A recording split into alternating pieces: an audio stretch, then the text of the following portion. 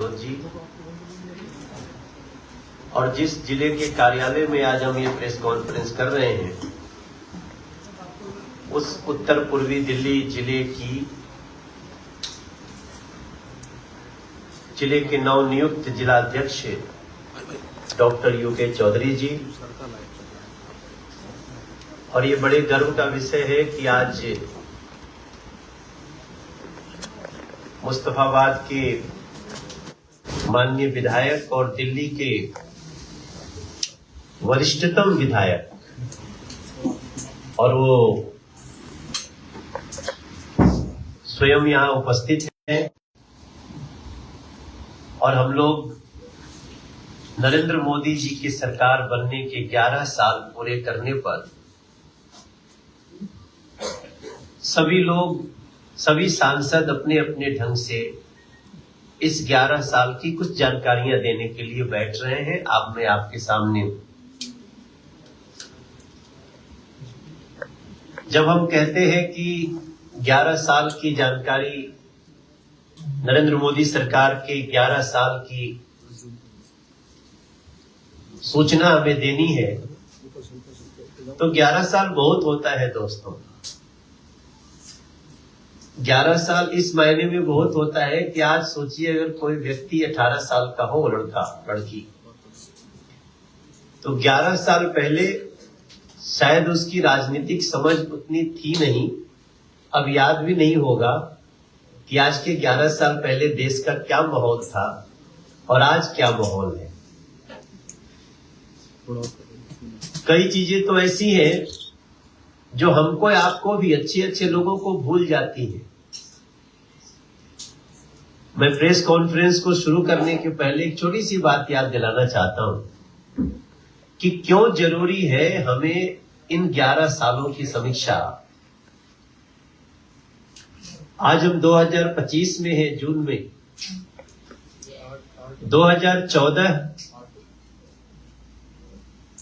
मोदी सरकार के बनने के पहले हम आप सभी लोग, अगर हमको बताना पड़ता था कि मैं डॉक्टर यूके चौधरी हूं, तो मैं नहीं कह सकता, मेरे लिखने से नहीं पता चलता था कि मैं डॉक्टर यूके चौधरी हूं। हमें ये किसी से अटेस्ट कराना पड़ता था, गैजेटेड रैंक के अधिकारी से हमको लिखवाना पड़ता था, उसका मुहर लगता था कि ये डॉक्टर यूके चौधरी हैं, मैं ये प्रमाणित करता हूं। और जैसे मोदी सरकार बनी, इस इतने बड़ी अविश्वास को मोदी सरकार ने हटाया। मतलब देश की सरकार को अपने लोगों पे विश्वास नहीं है कि जो बोल रहा है वो सही बोल रहा है। और फिर शुरू हुआ सेल्फ अटेस्टेशन। आप लिख दो कि मेरा नाम संदीप है, मैं गोकलपुर में रहता हूं, मैं एक पत्रकार हूं, और वही अटेस्ट हो गया। देश की सरकार को आपके ऊपर इतना भरोसा है। अब इसके बाद आप सोचना शुरू करें कि इन 11 वर्षों में ऐसी कई चीजें कैसे बदल गई। यही देश है जहां भारत के सैनिकों की समस्या होती थी कि हमारे पास बुलेट प्रूफ जैकेट नहीं है, और देश की सरकार कहती थी जरूरत नहीं है। आज देश की सेना के पास तो छोड़िए, थाने में पुलिस के पास भी बुलेट प्रूफ जैकेट होता है। आज देश की सेना सिर्फ शस्त्र से नहीं, अस्त्र से भी लैस है।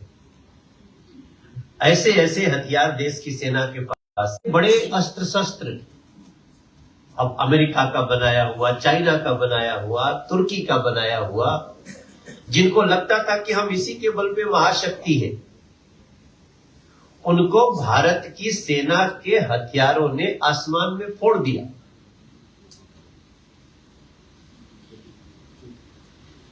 आज भारत की सैन्य शक्ति ये है तब मैं जब आपको प्रेस कॉन्फ्रेंस में बैठा हूं, तो अगर बिंदुवार में आपसे कुछ बातें कहूं तो सभी को पता चलना चाहिए कि नरेंद्र मोदी सरकार के ये 11 वर्ष किसी संजीवनी से कम नहीं है। संजीवनी तो याद ही होगा, लक्ष्मण जी को शक्ति लगी थी तो हनुमान जी संजीवनी बूटी लेके आए थे। अगर इन 11 वर्षों का हम सही मायने में समीक्षा करें तो ये 11 वर्ष भारत के लिए संजीवनी की तरह है। कोई ऐसा क्षेत्र नहीं बचा जिसमें हम सफलता के बहुत बड़े सोपान न तय किए, हमने तय किए। आज देश हर क्षेत्र में कीर्तिमान बना रहा है, जैसे गरीबों और वंचितों की सेवा। आप स्वयं विचार करें कि इसी देश में कहा जाता था, और कोई और नहीं कहता था, देश के प्रधानमंत्री कहते थे कि हम 1 रुपया भेज रहे हैं तो 15 पैसा ही पहुंच रहा है अंतिम व्यक्ति तक जहां के लिए जा रहा है। और आज क्या हो रहा है? आज हम 1 रुपया भेजते हैं तो 1 रुपया टोटल उस अंतिम व्यक्ति के पास पहुंचता है, क्योंकि हमने डायरेक्ट बेनिफिट ट्रांसफर किया। और उसके लिए तैयारी करनी पड़ी, एक रात में तो होता नहीं है। बात छोटी सी है, लेकिन जब सोचना शुरू करेंगे तो कहां तक मन में संतोष होगा कि हां सही है। पता नहीं पहले वालों को की नीयत में कमी थी या वो केवल बातें करते थे। समस्या अगर किसी ने उठाया होगा तो हो सकता है वो भी सोचते तो होंगे कि चला जाए, लेकिन कर नहीं पाते थे। आज कर दिया गया है। गरीबों वंचितों की सेवा। जो गांव में रह रहा है, उसके घर में उसके पिताजी बीमार हो गए। मैंने कई परिवारों को देखा है, मेरे भाई बहन, जब वो लोग छोड़ देते थे कि अब तो बीमार हो गए तो पैसा तो है नहीं, इलाज कराएंगे नहीं तो जितना जल्दी अभी चले जाएंगे, बाबूजी क्या करेंगे। कभी कहते गाय छुआ दो, बाछी छुआ दो। ये हमारे देश की परिपाटी रही। अब क्या हो रहा है? अब तो 70 साल के अगर बुजुर्ग हैं तो किसी कम्युनिटी के हो, उनको 5 लाख रुपए का इसी देश में इलाज मिलता है। अब घर वालों को चिंता करने की आवश्यकता नहीं है, बुजुर्गों को कहीं वृद्धाश्रम में भेजने की आवश्यकता नहीं है। वही देश है और ऐसा संभव हुआ है। तो गरीबों और वंचितों की सेवा। भाई गरीब व्यक्ति खाने के लिए कई बार उसको परेशानियां होती थी। आज राशन से मिलने वाला अनाज फ्री हो गया, फ्री ऑफ कॉस्ट मिल रहा है। और उसके बाद भी हमारी सैन्य शक्ति में, हमारे स्पेस शक्ति में, हमारे बड़ी बड़ी हाईवे बनाने में हमने कोई कोताही नहीं बरती है, बल्कि अब तो हम गली गली तक देश के गांव गांव में पक्की गलियां बनाने का काम भी हमारा भारत सरकार कर रहा है, राज्य के साथ समन्वय बैठा के। तो गरीबों और वंचितों की सेवा में जो जो छोटी से छोटी बातें थी, इन 11 सालों में किया गया है। हम इतना बोल रहे हैं, हम शॉर्ट में करके आगे बढ़ेंगे, लेकिन इन सारे, आइए अजय जी, इन सारी योजनाओं को जमीन तक पहुंचाने के लिए कितने स्तर पर सूक्ष्म रूप से काम करना पड़ा होगा, आप इसका सिर्फ अनुमान लगाइए।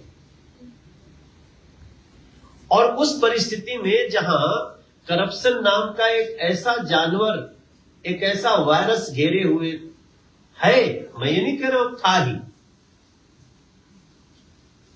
और वो कहीं और से नहीं आता है, वो हमारे आपके बीच से आता है। उसके बाद भी 100% बेनिफिट लोगों तक पहुंचा देना। यहां तक कि इस देश में अभी तो आदमी का स्वास्थ्य देखा जाता था, पहली बार इस देश में खेत की मिट्टी का स्वास्थ्य का जांच होता है, सॉइल टेस्ट होना शुरू हुआ। वैज्ञानिक गांव में रहना शुरू किए। हमारे यहां भी अगले 3-4 दिन बाद जो दिल्ली के गांव हैं वहां वैज्ञानिक आ रहे हैं। हम सांसदों को उनके साथ बैठ करके वहां की बात करनी है। तो गरीबों और वंचितों की सेवा, नारी सशक्तिकरण, जब आप नारी सशक्तिकरण पे सोचना शुरू करेंगे तो आपको कितनी चीजें याद आएंगी। वैसे तो आमतौर पे शहर में बैठने में लोग कहेंगे महिला आरक्षण हो गया, ये तो एक अलग विषय है। लेकिन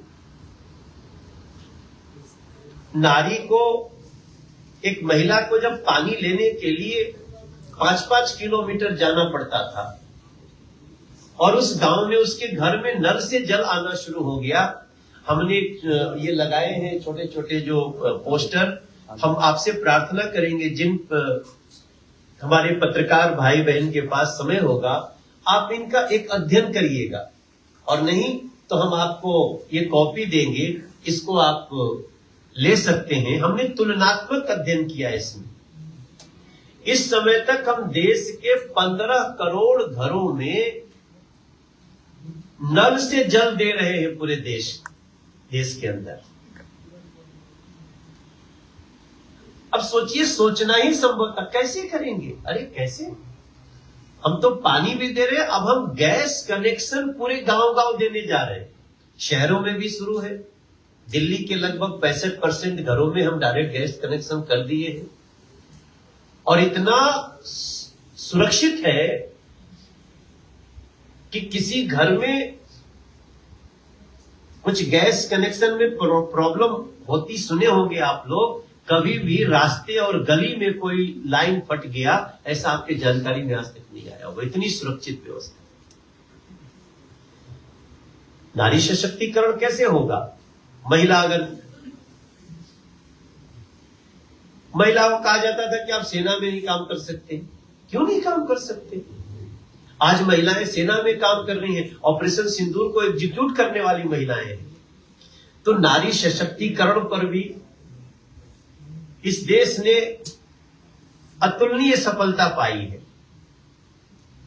मध्यम वर्ग परिवारों का जीवन, अक्सर हम लोग क्या कहते थे कि शोषित, पीड़ित, वंचित, इनके लिए तो बहुत कुछ होता है भाई, मध्यम वर्ग परिवार कहां जाएगा?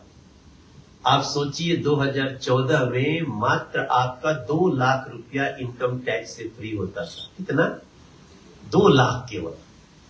आज इस देश के मध्यम वर्ग को खुशी कितनी होगी कि 12,75,000 रुपया तक अगर आपका इनकम है तो आपको सिर्फ बताना है सरकार को, रिटर्न भरना है कि मेरी इनकम 12,75,000 है, या मेरी 15 लाख है तो 15 लाख में आपको अगले 2.5 लाख का ही देना पड़ेगा। उसको भी हमने स्लैब में बांटा, इतना कम है। आज मध्यम वर्ग के लोगों के लिए, चाहे वो उनके घर में डायरेक्ट गैस कनेक्शन आता हो, चाहे उनको टैक्स रिबेट में छूट मिली हो, चाहे उनके लिए लास्ट माइल कनेक्टिविटी बसों की हो। हम इसी दिल्ली में देवी बसें चला रहे हैं, चलाना शुरू किया अभी, देवी बस। वैसे तो कुछ लोग देवी सुन के सोचेंगे कि भाजपा है तो देवी का नाम लाई, ऐसा नहीं है। उसका देवी का फुल फॉर्म है, और उसका भाव ये है कि हम छोटी छोटी सड़कों पे भी, इस देश में जो गरीब परिवार है उनको हमने 5 लाख रुपए का फ्री आयुष्मान योजना से इलाज दिया है। और हमने नीचे जो पोस्टर लगाया, आप देखिएगा कि अभी तक हम लोग करीब 1,25,000 करोड़ रुपए का फ्री इलाज दिया है इस देश के गरीबों को। 1,25,000 करोड़। और इतना करते हुए भी कई लोग कहते हैं ना कि भाई कहां से इकोनॉमी आएगी। इसके बाद भी हमारी इकोनॉमी घट नहीं रही है, हमारी इकोनॉमी बढ़ रही है। हम पूरे दुनिया में 11वें नंबर की इकोनॉमी हुआ करते थे। आज हम किस नंबर पे आ गए हैं? आज हम 4थे नंबर पे आ गए। जापान हमसे पीछे चला गया। एक जर्मनी हमसे थोड़ा सा आगे है, और आपको बता रहा हूं, हो सकता है कि जब तक प्रेस कॉन्फ्रेंस करूं शाम तक आपको सूचना मिल जाए कि जर्मनी भी पीछे हो गया। हम इस स्पीड से चल रहे हैं। और मैं प्रेस कॉन्फ्रेंस में इतनी जो बातें कह रहा हूं, इसका डिटेल प्रोजेक्ट भी आपको मैं दे दूंगा।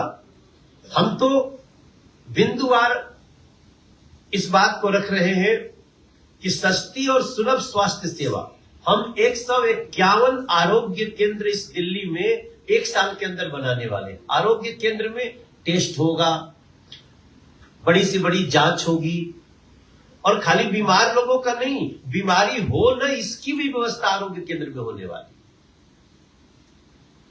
और ये करने वाले नरेंद्र मोदी की सरकार।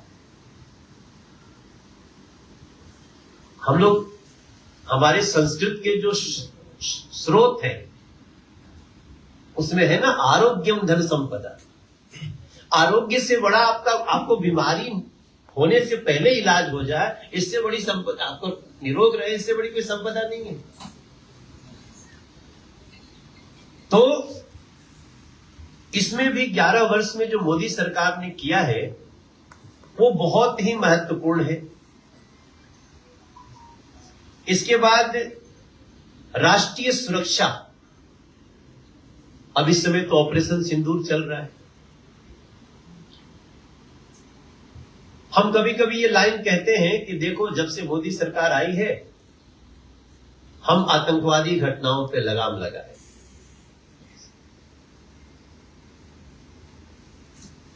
हम हर घर के अंदर पुलिस नहीं बिठा सकते। घर के लोगों को जब सूचना करेंगे कि हमारे साथ ये दिक्कत हुई, तभी पुलिस वर्क करेगी। और कोई नहीं चाहेगा, कोई चाहेगा कि उसके घर के अंदर पुलिस बैठी हो, या हम उसके घर के अंदर सीसीटीवी लगा दें। लेकिन अपराध अगर किसी ने कर दिया तो फिर उसकी खैर नहीं। भारतीय जनता पार्टी शासित राज्यों में और केंद्र सरकार से राष्ट्रीय सुरक्षा में हम विदेशी शक्तियों से सुरक्षा तो कर ही रहे हैं। ऑपरेशन सिंदूर में आपने देखा है, हमने ऑपरेशन सिंदूर का एक गीत भी बनाया, आप लोगों को सुनने को मिला होगा। उसमें 70% जो फुटेज है उससे मुझे भारतीय सेना ने दिया, और वो लाइव तस्वीरें, अचानक फाइटर जेट पे जाता हुआ सैनिक और ऊपर से मारते हुए वीडियो लेकर के, वो सब भी दिया गया है। कई लोग सबूत मांगने लगते हैं ना, तो आजकल सबूत हम ही नहीं, आप भी जुटा सकते हैं, क्योंकि वो कहीं ना कहीं दिया हुआ है। नौसेना अपनी दे रही है, आर्मी अपनी दे रही है, एयरफोर्स अपनी दे रही है। और इसके साथ साथ हमारी राष्ट्रीय सुरक्षा तब होगी ना जब समाज में भी क्राइम पे कंट्रोल होगा। आज हम 11 जून 2025 को बात कर रहे हैं, और हमारे देश के गृह मंत्री ने वादा किया है इस देश से कि 26 मार्च 2026 तक हम इस देश से नक्सलिज्म का समापन कर देंगे। आप सोचें, ये छोटा काम है। अगर आंकड़ों में हम आपको बताएं तो हमारे यहां एक साल में 1500 लोग नक्सली लोग मार देते हैं। उसका भी हमने नीचे डेटा लगाया है। 85% ऐसी घटनाओं को रोक दिया गया है, और पहली बार ऐसा हुआ है कि महासचिव स्तर का भी अधिकारी नक्सलियों का वो मारा गया।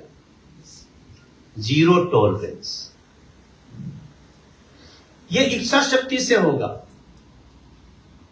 इसलिए हम प्रेस कॉन्फ्रेंस को फॉर्मेलिटी नहीं बनाना चाहते कि हम प्रेस कॉन्फ्रेंस कर रहे हैं। हम इतना विषय को छूकर हम इस देश के लोगों से, इस देश के इन्फ्लुएंसर से, इस देश के मीडिया से, क्योंकि मीडिया चौथा स्तंभ है। अगर हम व्यवस्थापिका है, कार्यपालिका है, न्यायपालिका है, तो चौथा स्तंभ कौन है? मीडिया है। हमारी गलती पे मीडिया हमको भी नहीं छोड़ेगा। इसलिए हम मीडिया से कह रहे हैं कि आप भी इन कुछ विषयों पे अपना रिसर्च करें,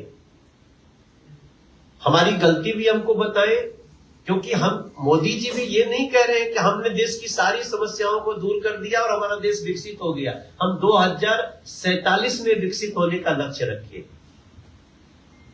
और विकसित देशों में भी आज क्या हो रहा है वो भी दुनिया देख रही है। तो हमारा विकसित भारत का जो संकल्प है, जब आप उसकी समीक्षा करेंगे मेरे भाई बहन मीडिया के दोस्त, तो क्या आएगा कि भारत सिर्फ भौतिक विकास की बात नहीं कर रहा है, भारत अपने आध्यात्मिक और विरासत के विकास की भी बात कर रहा है। हमारी विकास की शैली सबका साथ सबका विकास की है, वसुधैव कुटुंबकम की है, दया की है, परोपकार की है। तुर्की ने हमारे खिलाफ हथियार दिए पाकिस्तान को, लेकिन जब तुर्की में भूकंप आया तो सबसे पहले खड़ा होकर के सहायता करने वाला भारत था। आज हमारे इस 11 सालों की एक बड़ी उपलब्धि ये होगी कि नरेंद्र मोदी जी ने हर पार्टी के सांसदों को कहा, जाओ दुनिया को बता के आओ भारत शांति के रास्ते पे चलता है, और हम शांति के रास्ते पे आगे चल के अपने देश को ऊंचा ले जाना चाहते हैं। और हमें धन्यवाद करना होगा उन सभी प्रतिनिधियों का, जब वो देश के लिए गए तो देश की भाषा बोल रहे हैं। कई ऐसे लोग हैं जो देश के होते हैं लेकिन देश के बाहर जाकर के भी हमारे विरोधी देशों की भाषा बोलते हैं। कल प्रधानमंत्री जी उन सारे प्रतिनिधियों से मिले, कल वो प्रतिनिधि क्या बात करेंगे, लोकल देश में राजनीति करेंगे, करो, करते रहो, अपनी पार्टी की राजनीति करो, अपने को कैसे आगे बढ़ाना है करो, तुम्हारी विचारों की लड़ाई है। लेकिन इन 11 सालों में जो प्रधानमंत्री देश ने देखा है, वो क्या विराट शख्सियत व्यक्तित्व है कि उन सारे लोगों को लौटने के बाद उनके साथ चाय पीते हैं, टेबल पे बैठते हैं, बात करते हैं, क्योंकि हमारा जो विजन है वो सबका साथ सबका विकास का है। अगर हम इस बिंदु से थोड़ा आगे बढ़ते हैं, राष्ट्रहित की विदेश नीति जो हम बात कर रहे थे, हमारी विदेश नीति हमारे देश को फायदा करने वाली होनी चाहिए। आज दुनिया के मैक्सिमम देश कहां इन्वेस्ट कर रहे हैं? भारत में कर रहे हैं। आज दुनिया का पसंदीदा जगह भारत है। क्यों? क्योंकि सुरक्षित है, हमारे यहां मैन पावर उपलब्ध है, हमारे बच्चे, वही रफाल दूसरों के पास भी है, लेकिन हमारा जो रफाल उड़ाने वाला होता है, एक के रफाल से 10 लोगों को मार के आता है, और जब तक वो अपनी गाड़ी में बैठने वाले होते हैं तब तक उड़ा दिया जाता है।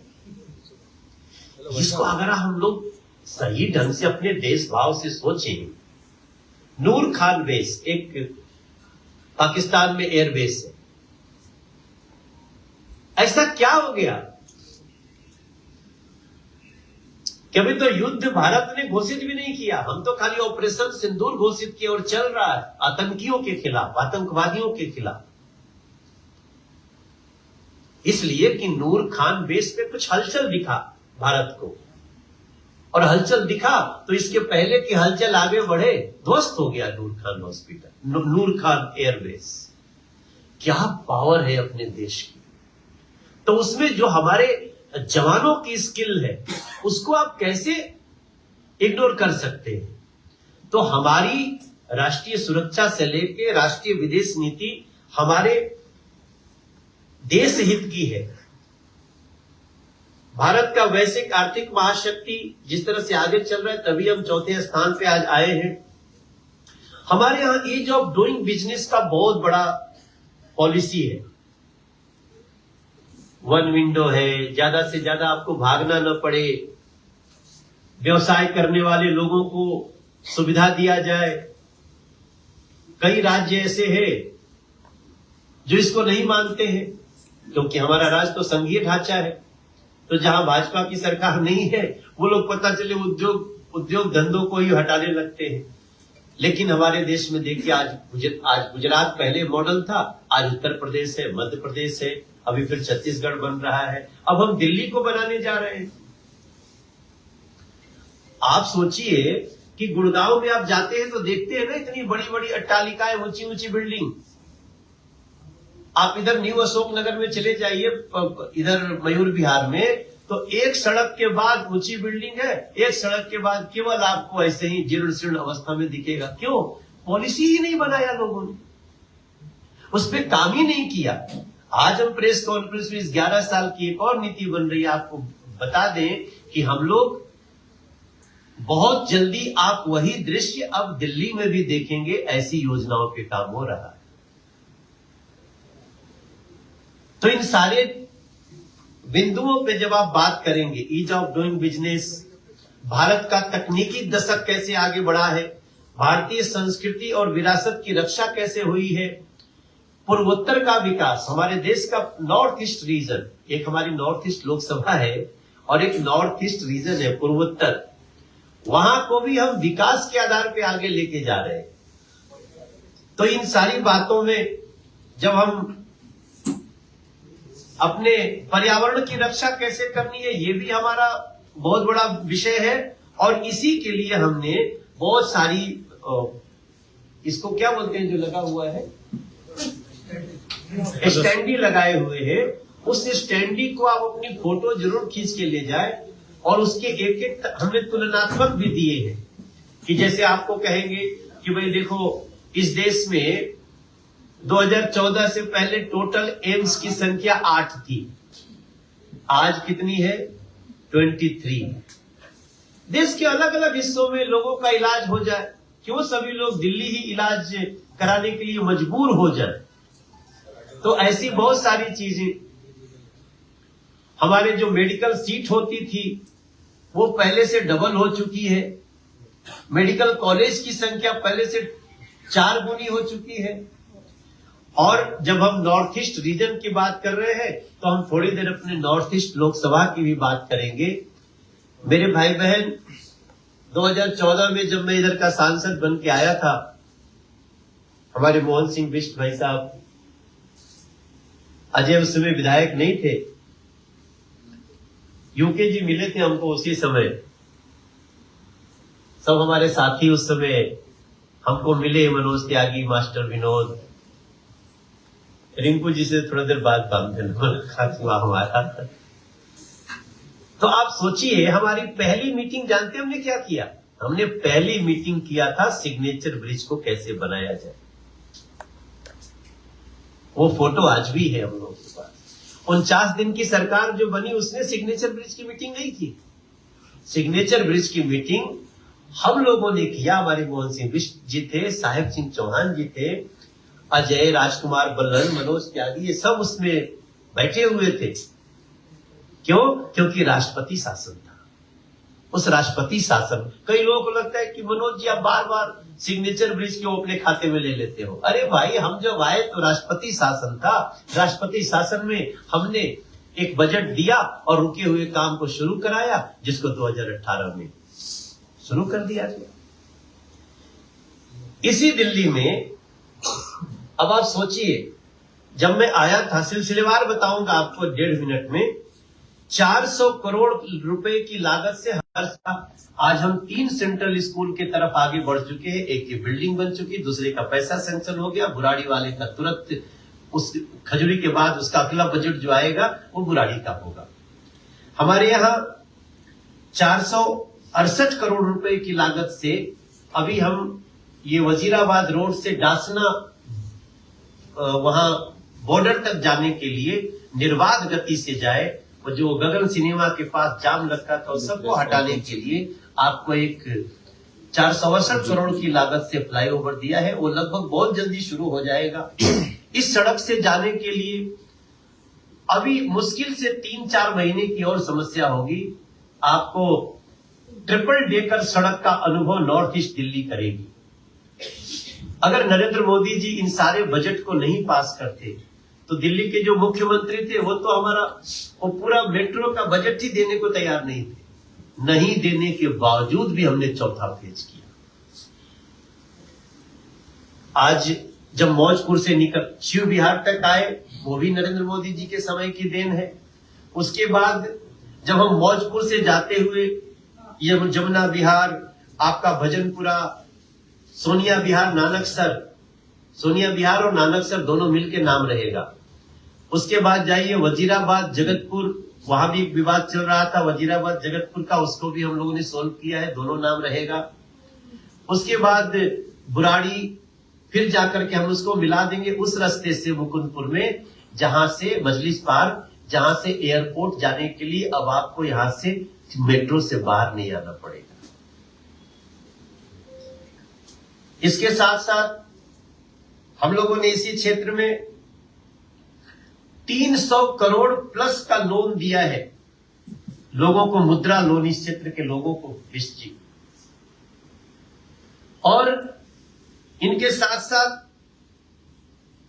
हमारी एक कितनी बड़ी सफलता मिली, अक्षरधाम से देहरादून को जोड़ने वाली सड़क, हमारी सड़क पूरी हो चुकी है। आज भी जब मैं आ रहा था तो मैंने नितिन गडकरी सर से बात किया कि सर इसको कब शुरू कर रहे हैं, क्योंकि मुझे पता था इसका जवाब तो हमें क्षेत्र को देना चाहिए।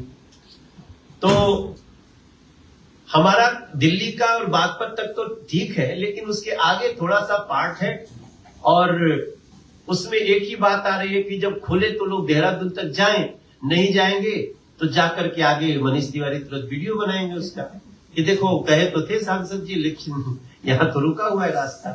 तो उसका हम अभी निदान आज भी हमने करी है। आज भी हम ये बात कर रहे हैं कि अपना जो चंक है उसको पूरा कर दिया जाए, लोगों को कह के शुरू कर दिया जाए कि हाँ थोड़ा सा भी 3 महीना लगेगा देहरादून को टच होने में। तो हम उस पर विचार कर रहे हैं और 3-4 दिन के अंदर ही इसका एक हल ढूंढने की कोशिश कर रहे हैं। ट्रायल के तौर पे हो सकता है कि हम इस सड़क को बहुत जल्दी खोलें। तो इसकी बात मैं आज भी करके आया हूं, मगर सोचिए कितनी बड़ी सौगात अपने को मिली। अभी भी आप उसके नीचे से गुजरे या बीच में हम लोग पत्रकारों को दिखाए भी थे। तो ये कैसे हो जाता है? ये होता है तब जब आपके पास इच्छा शक्ति हो और बजट देने के लिए दिल हो। आज इसी आप किसी दिन जो एरियल तस्वीर होती है ना दिल्ली की, उसका जब आप देखेंगे 2014 के पहले और 2014 के बाद, तो आपको ऐसा लगेगा आप किसी अलग शहर में रहते हैं। जब आपको ईस्टर्न वेस्टर्न पेरीफेरी दिखेगी, जब आपको द्वारका एक्सप्रेस दिखेगा, जब आपको भारत मंडपम दिखेगा, जब आपको यशोभूमि दिखेगी, जब आपको प्रगति मैदान के टनल में जाने में आनंद होगा, जब आपको धौला कुआं जाने में सारी समस्याएं दूर हो गई। इसके साथ साथ कुछ और चीजें हैं। हम एक महीना के अंदर ही आपको इसी सोनिया विहार से आपको हम एक क्रूज में बिठा करके जमुना जी में यात्रा कराएंगे। ये सब कुछ कैसे हुआ? एक साधक निकला है, किस्मत से हमें मिला है। एक साधक निकला है, किस्मत से हमें मिला है। सपने बहुत है पाले, कभी देखे न पांव के छाले। बरसों से नहीं सोया, दर्द है पर नहीं रोया। ऋषि मुनियों का पुण्य जगह है, वो भारत के संचित पुण्य का एक सिला है। एक साधक और भी बहुत सारी चीजें बताएं तो भी वो कम होगा। हमारे लिए खुशी की बात यह है कि आज मैं गर्व से कह सकता हूं कि मैंने इस 11 साल में अपने क्षेत्र के लिए 18,000 करोड़ के काम नरेंद्र मोदी जी के आशीर्वाद से करके इस क्षेत्र को, जिसको लोग कभी 14 के पहले पिछड़ा क्षेत्र बोलते थे, हमको अजय जी, विष्ट जी बताते हैं कि कैसे कैसे नाम से जमुना पार्क को लिया जाता था। आज वो सारी बातें पीछे चली गई हैं और अगले 4 से 5 महीने में पूरी दिल्ली हमारे क्षेत्र को घूमने आएगी, क्योंकि उसको सिग्नेचर ब्रिज भी देखना होगा, उसको हमारे वजीराबाद ब्रिज का ट्रिपल डेकर एक सड़क के ऊपर सड़क, उसके ऊपर मेट्रो भी देखना होगा और रिवर फ्रंट भी देखना होगा। यमुना जी में क्रूज में बैठ के चलना भी होगा। हम वो नॉर्थ ईस्ट दिल्ली बना रहे हैं, फिर भी हम इस पे इतरा नहीं रहे हैं, क्योंकि हमें अभी बहुत कुछ करना है। आज हम अपने, मेरा अनुमान है कि अगले 5 वर्षों में, अब तो चूंकि पहली बार 27 साल के बाद हमारी सरकार भी है, तो हम आपको विश्वास दिला सकते हैं कि हमारी जो आगामी योजनाएं हैं, कालीघटा रोड को चौड़ा करना, उसको शिव विहार और मुस्तफाबाद के विधानसभा से होते हुए उसको लेकर लोनी रोड से जोड़ देना, और एक ऐसी डबल चलती हुई रोड जहां पे रुकने की जरूरत ना पड़े, हम लोगों को समझाएंगे, उनको इलीगल इंक्रोचमेंट करने वालों को हाथ जोड़ेंगे कि आप अपनी सड़क को चलायमान रखो। ये सब कुछ हमारी अंतिम दौर में चर्चा है। हम अपने विधायक के साथ अपने गावड़ी रोड को चौड़ा करने के लिए, सोनिया विहार को डबल करने के लिए तो हम दौरा कर चुके हैं, और सोनिया विहार को डबल करने के लिए हम 500 करोड़ रुपए का प्लान कर चुके हैं कि वहां से उसको डबल सड़क के ऊपर, क्या बोलते हैं उसको, एलिवेटेड रोड दे करके, और सोनिया विहार की जो लाखों परिवार रहते हैं उनको सुविधा दे। इसके साथ साथ हमारा गोकलपुरी जो ड्रेन है उसको ठीक करने का, बुराड़ी के फ्लड की जो एक नाले है, आप कभी उस नाले में जाएंगे, जो बुराड़ी के हमारे साथी होंगे, वो हमारे प्लानिंग में आ चुका है। हम लोग जिस स्तर पे काम कर रहे हैं उसको जल्दी से जल्दी एग्जीक्यूट करने के लिए हमने इधर का एक डिस्ट्रिक्ट डेवलपमेंट कमेटी बनाई है, जिसका हेड अजय महावर जी को